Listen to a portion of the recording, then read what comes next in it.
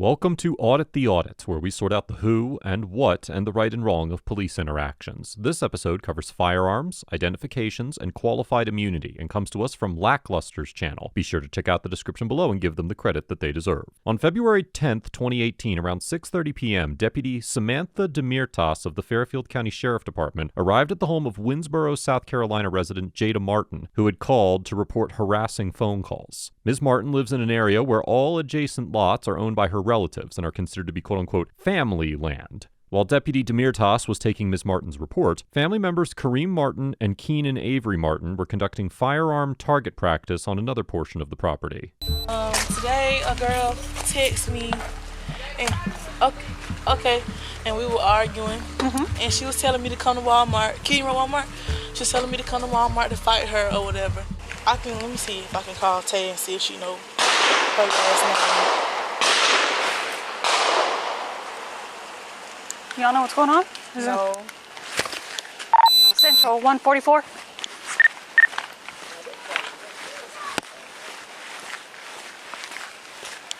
Central 144. I've got several gunshots over here. Come on, we're 10-10. Is that you firing over there? Show me your hands. Show me your hands now. Put it down. You have any other weapons on you? Put your hands on your head. Interlace your fingers. Now. You have any other weapons on you? Nope. Come over here. Get down on the ground. On the ground, now. I ain't want to get stopped by the gun. What are y'all shooting at? We can't shoot out here. What are y'all shooting at? Can't shoot on my property. What are you shooting at? We can't shoot out here? Whose property is it? My property. Whose? My property. Is it in your name? Might be. Keep on getting smart. End up going to jail tonight. What are y'all shooting at? We can't shoot. I'm shooting my property. Do you see what time it is? I'm shooting my property. That's illegal?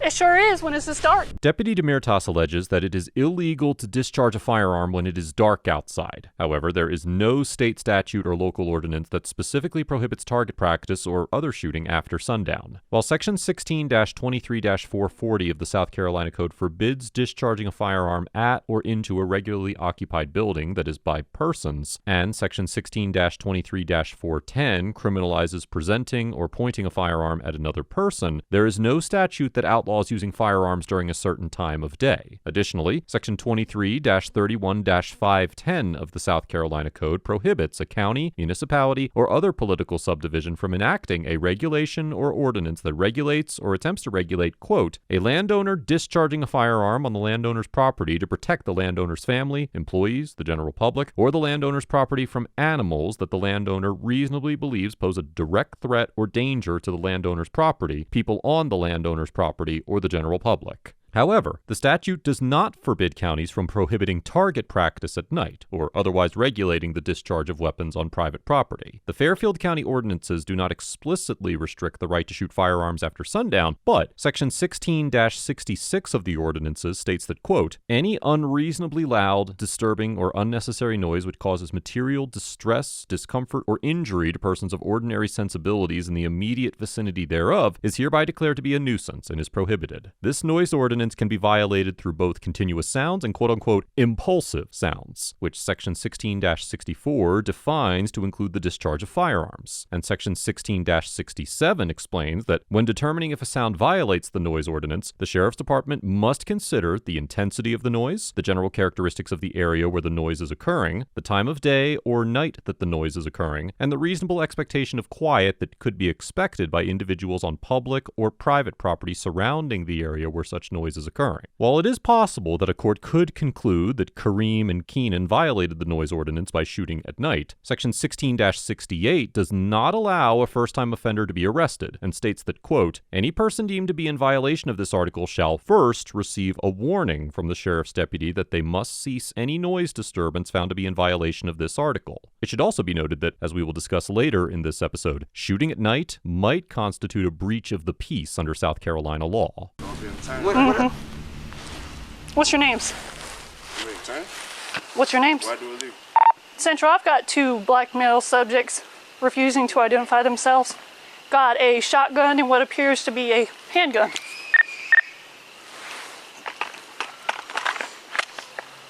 So make it easy on yourselves.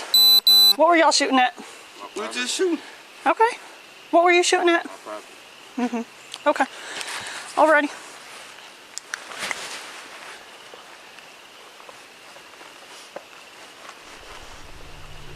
I suggest you not move. Shooting on your property, family's property is no issue. But when you got a deputy out here trying to do a report, it's dark. Common sense.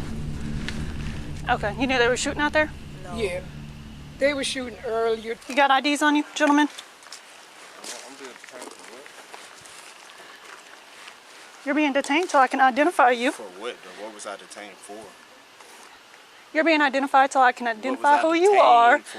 and then see if you're also But what- clear. but what How old was- are you? But what was I detained for? Okay, keep on. So I've got it on camera. Let's go. I've got it on camera that y'all are discharging weapons in an unsafe manner in the air. How you see me though? How you see me in front of the house? Okay. All right. What we do? Look, I ain't got no issue with letting y'all go. Okay, especially if your grandma says this is her property and y'all's property.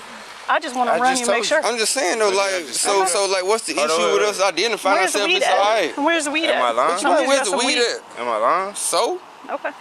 man, All right.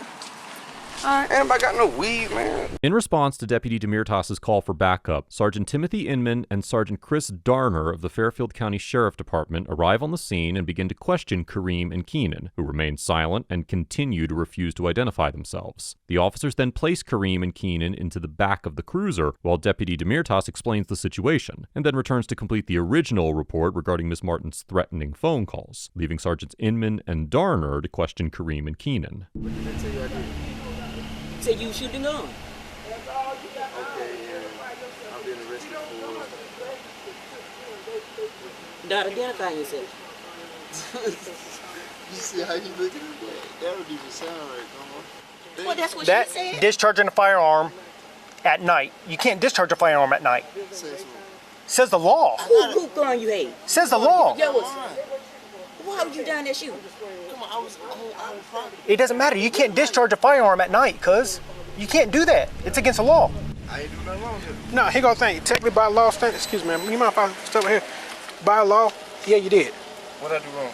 Discharge a firearm at nighttime. If you want the county, you can go up to and look the county ordinance up. No, y'all Any- started before it got dark. And once the sun go down, you have to stop. That is what the law states. It is another thing by law. If law enforcement asks you your name, you have to give us your name. That's That by is law. that is by law. That's Look by it up. law. Yeah. That's by law. Yes. Look And at under what condition though? anytime we make contact. Anytime. Anytime we make So you contact. just hop out the car and ask me. Yes. I can walk up to you and talk to you on the street and say, hey, what is Hey, your you- name? I say what? What you say? You said yeah? Yeah. Yeah. So this is stop and state. This is stop and hop out ID state? You mean stop and frisk? No, That what stop you and ID. For what? ID. Yeah, you can't just stop at ID.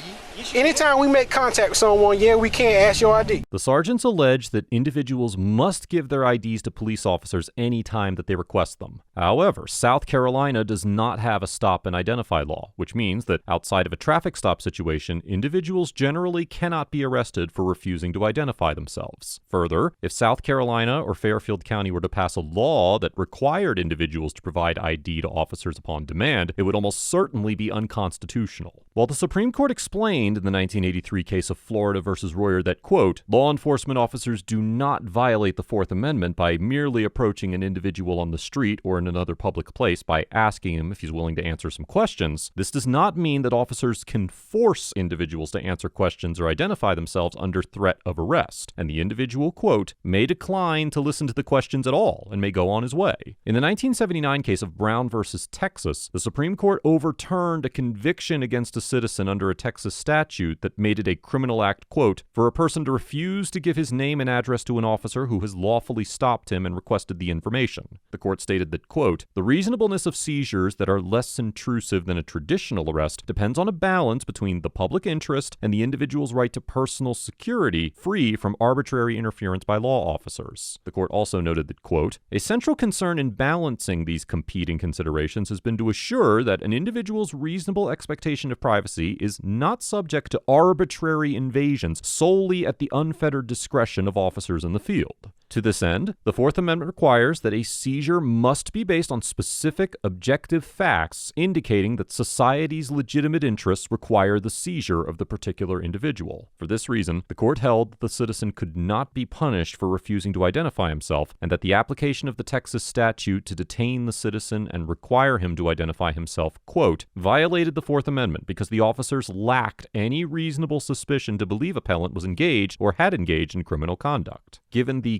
clear Supreme Court precedent on this issue, any statute that allowed officers to stop individuals at will and demand ID without requiring reasonable suspicion would most likely be found unconstitutional. Kareem and Keenan were eventually taken to jail and released the next day, after being cited for breach of the peace. In South Carolina, breach of the peace is a common law offense, which means there's no statute that defines it. Rather, the elements of the offense are defined by state case law. As the Court of Appeals of South Carolina summarized in the 1996 case of State v. Peer, quote, the term breach of the peace is a generic one, embracing a great variety of conduct destroying or menacing public order and tranquility. In general terms, it is a violation of public order, a disturbance of the public tranquility by any act or conduct inciting to violence. Although it includes acts likely to produce violence in others, actual violence is not an element of breach of peace. Additionally, the court explained that, quote, whether conduct constitutes a breach of the peace depends on the time, place, and nearness of other persons. The right of a person to use his own property does not entitle him to violate the peace and comfort of others in the vicinity. There is no South Carolina case law as to whether shooting a firearm into the air in a residential area during the nighttime amounts to a breach of peace, but given the broad scope of conduct that is encompassed by this offense, it is certainly possible that a court could conclude that firing weapons at night constituted a breach of the peace. The breach of the peace charge was eventually dismissed, and on February 7, 2020, Keenan and Kareem each filed lawsuits in state court alleging violations of their First, Second, Fourth, and 14th Amendment rights. The defendants had the cases removed to federal court, and Keenan eventually accepted a settlement in 2021. Kareem did not accept a settlement, and on March 1, 2022, the court granted summary judgment to the defendants regarding his Fourth Amendment claims. Summary judgment is a judgment that a court enters in one party's favor without a full trial. Rule 56 of the Federal Rules of Civil Procedure allows summary judgment to be granted when there is no genuine dispute as to any material fact, and the party requesting summary judgment is entitled to judgment as a matter of law. In many civil rights cases involving police officers, summary judgment is granted under the doctrine of qualified immunity, which protects police officers and other government officials from civil rights lawsuits unless they violate a quote-unquote clearly established statutory or constitutional right. As the Supreme Court explained in the 2021 case of Rivas Villegas versus Cortez Luna, quote, qualified immunity attaches when an official's conduct does not violate clearly established statutory or constitutional rights of which a reasonable person would have known.